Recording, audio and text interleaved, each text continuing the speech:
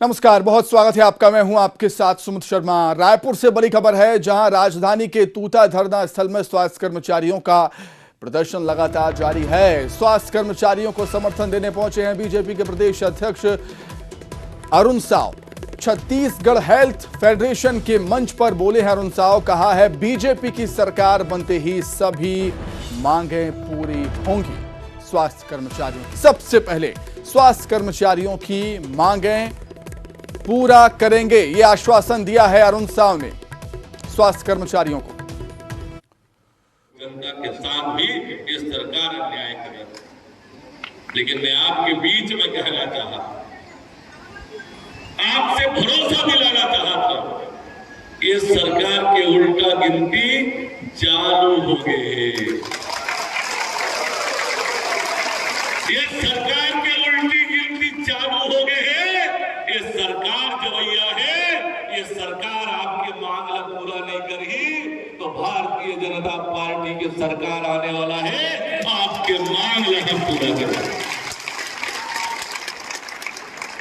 आपके सेवा, आपके समर्पण, आपके त्याग, आपके तपस्या व्यर्थ नहीं जाऊंगा। बलरामपुर से खबर है, जहां 48 स्वास्थ्य कर्मचारियों पर कार्रवाई हुई है। जिले के 183 स्वास्थ्य कर्मचारी निलंबित कर दिए गए। मुख्य चिकित्सा स्वास्थ्य अधिकारी ने निलंबित किया है स्वास्थ्य कर्मचारियों को। कलेक्टर के आदेश पर कर्मचारियों को निलंबित किया गया। नोटिस की अवहेलना करने पर स्वास्थ्य कर्मचारियों पर यह कार्रवाई हुई है।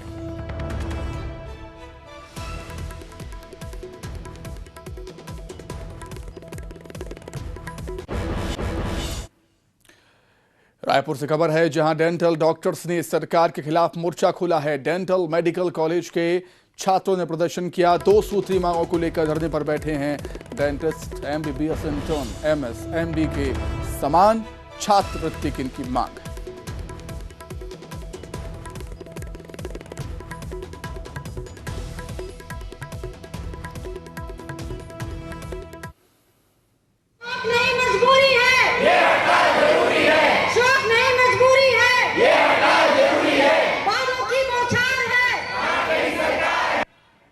स्वास्थ्य कर्मचारी पहले से आंदोलन पर हैं और दूसरी ओर अब दंत चिकित्सक आंदोलन पर है। ये तस्वीर बता रही है कि इनकी मांगे हैं और अपनी मांगों को लेकर के ये आवाज बुलंद कर रहे हैं।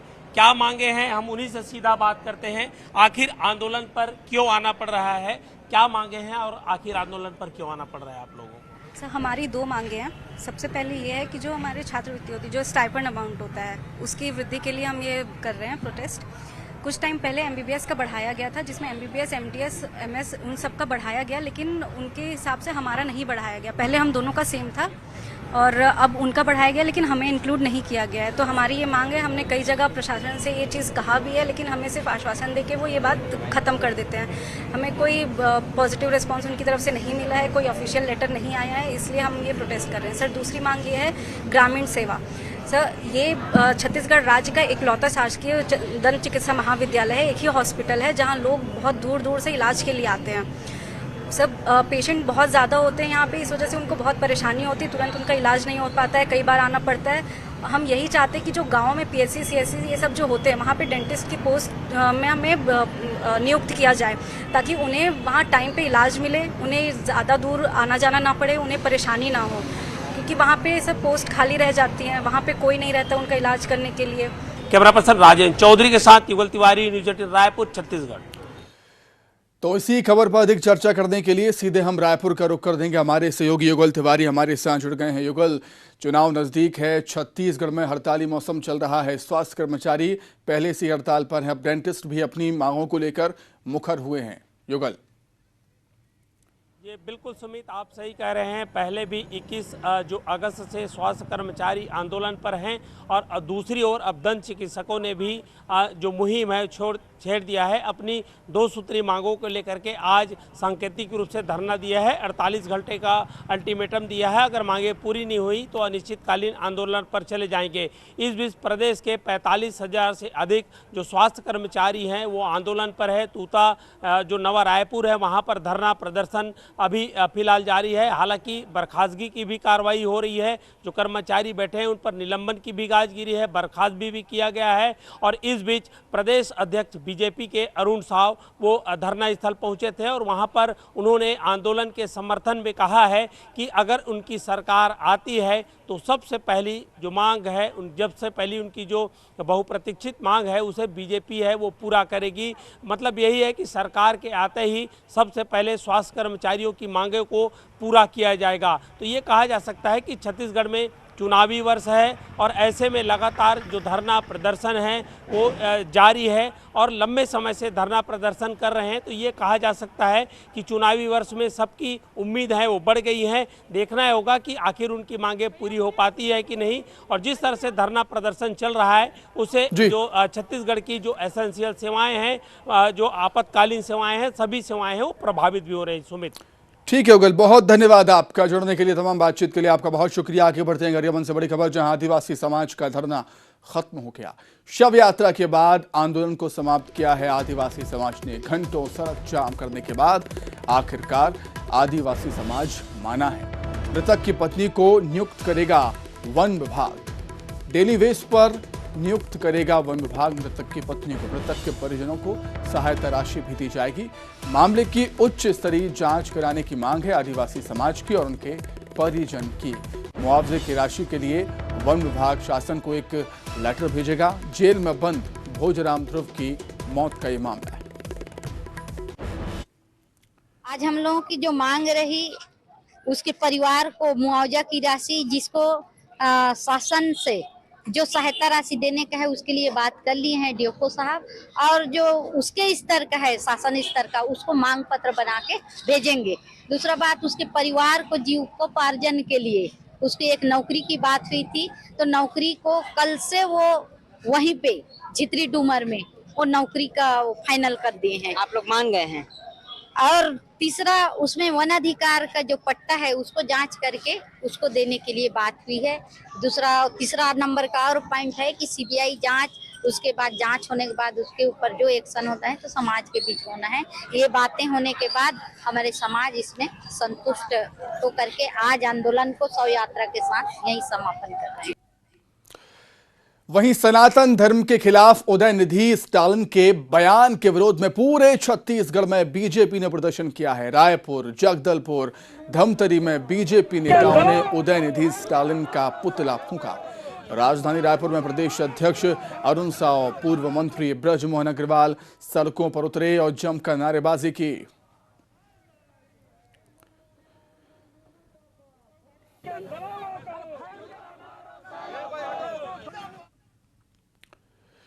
द प्रेसिडेंट ऑफ भारत यानी भारत के राष्ट्रपति, इस संबोधन को लेकर राजनीतिक गलियारों में बवाल तेज हो गया है। कांग्रेस ने तो इसे राज्यों के संघ पर हमला तक करार दे दिया। देखिए रिपोर्ट।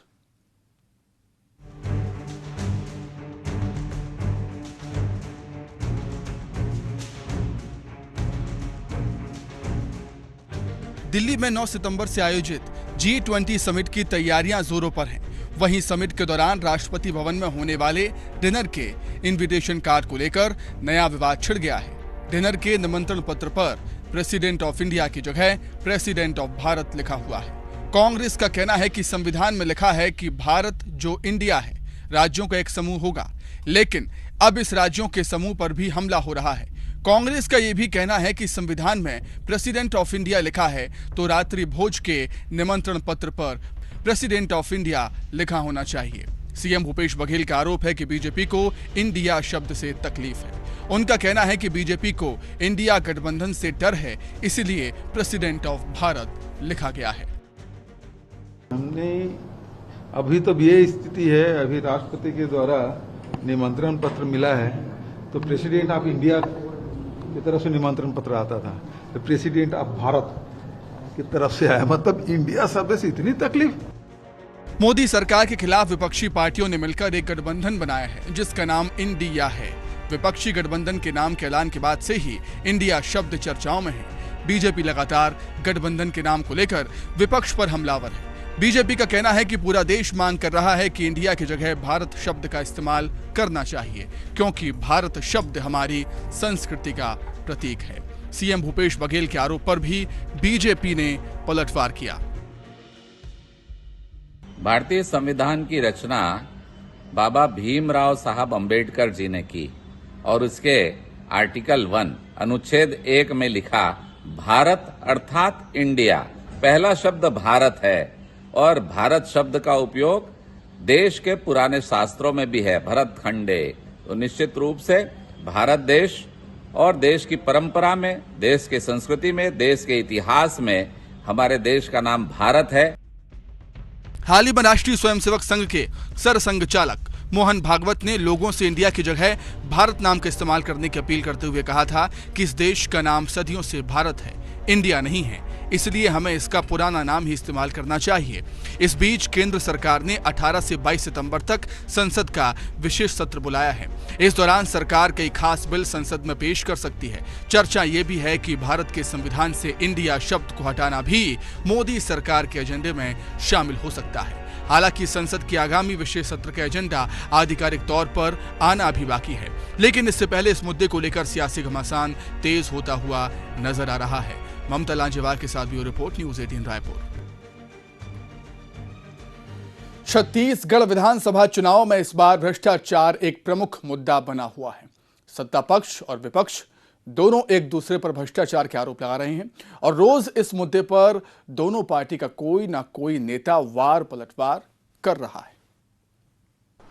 उल्टा लटका करके हिसाब लिया जाएगा और बहुत लोग अंदर हैं, बहुत लोग जाने की तैयारी में हैं और जो बचे हैं उस सबको भी भेजा जाएगा। सूपा बोले तो बोले, चलने भी बोल रहा है, जिसमें 72 छेद हैं। उल्टा लटका करके हिसाब लिया। बीजेपी और कांग्रेस नेताओं के इन दो बयानों से अंदाजा लग ही गया होगा कि इस बार के विधानसभा चुनाव में भ्रष्टाचार का खेल खूब खेला जाएगा।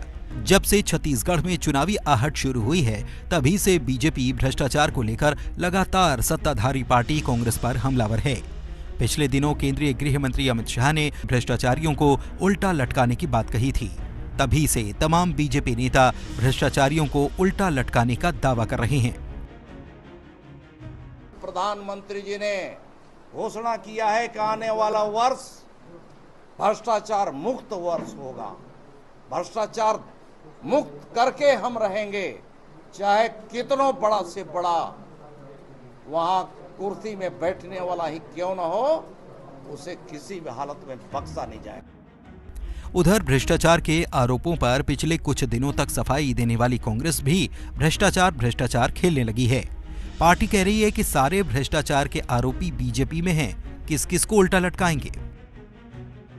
और राम विचार नेताम 15 साल के रमन शासन काल के कुशासन और भ्रष्टाचार के सहभागी रहे हैं, तो लटकाना और झटकाने का बात करके जनता का ध्यान नहीं भटका सकते।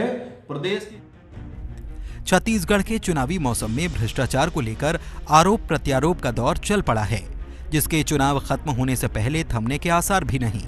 ऐसे में भ्रष्टाचार का ये भूत किसके भाग्य को बदलता है, ये देखना भी दिलचस्प रहेगा।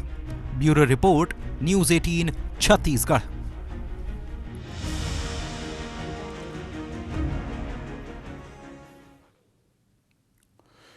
छत्तीसगढ़ की सत्ता में वापसी के लिए बीजेपी ने अपनी पूरी ताकत झोंक दी है। पार्टी ने एक तरफ कांग्रेस सरकार के खिलाफ आक्रामक रुख अख्तियार कर दिया है, तो वहीं दूसरी तरफ सत्ता परिवर्तन के लिए जमीनी स्तर पर यात्रा करने जा रही है।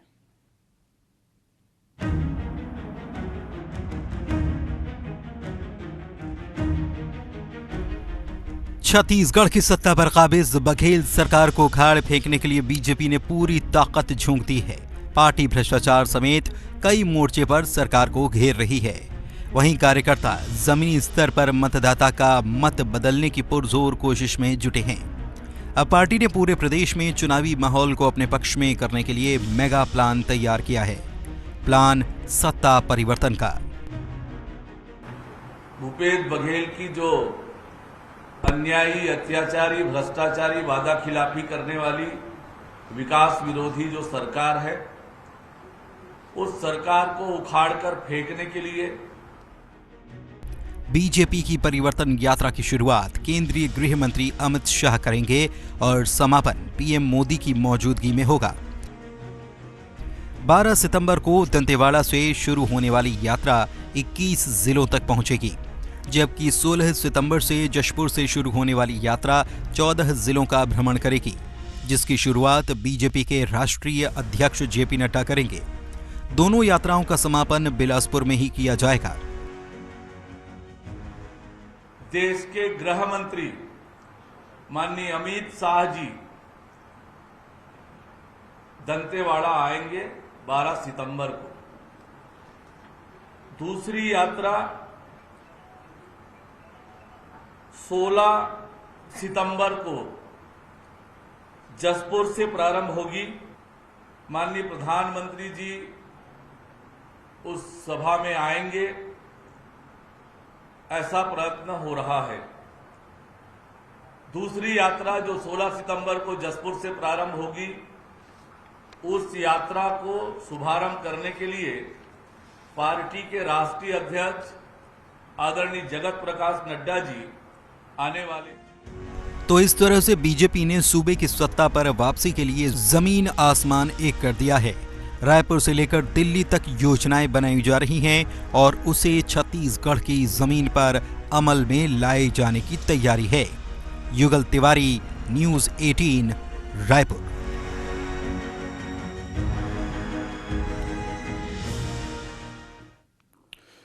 दिल्ली में टीचर्स डे के मौके पर राष्ट्रपति द्रौपदी मुर्मू ने देश भर के 75 टीचर्स को राष्ट्रीय शिक्षक अवार्ड 2023 से सम्मानित किया।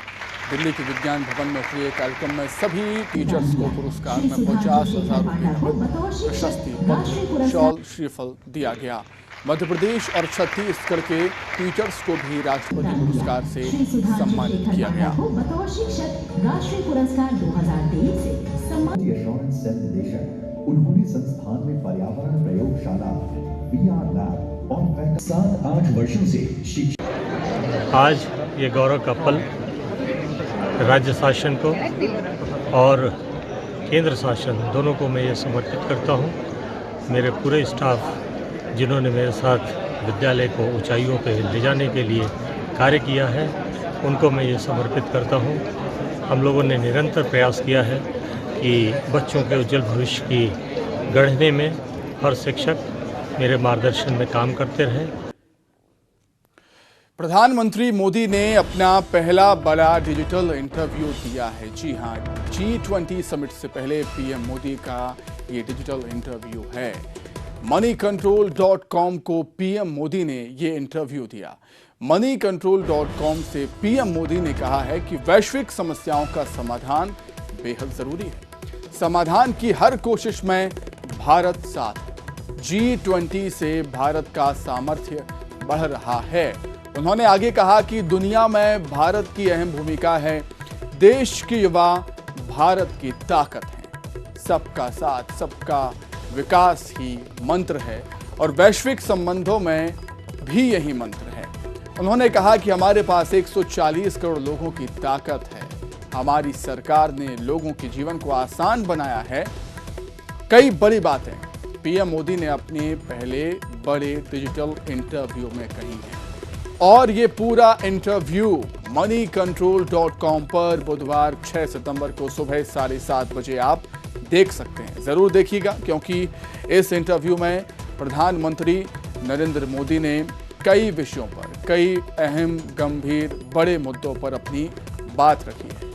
जी हां, पूरा इंटरव्यू moneycontrol.com पर बुधवार 6 सितंबर को सुबह 7:30 बजे जरूर देखिएगा।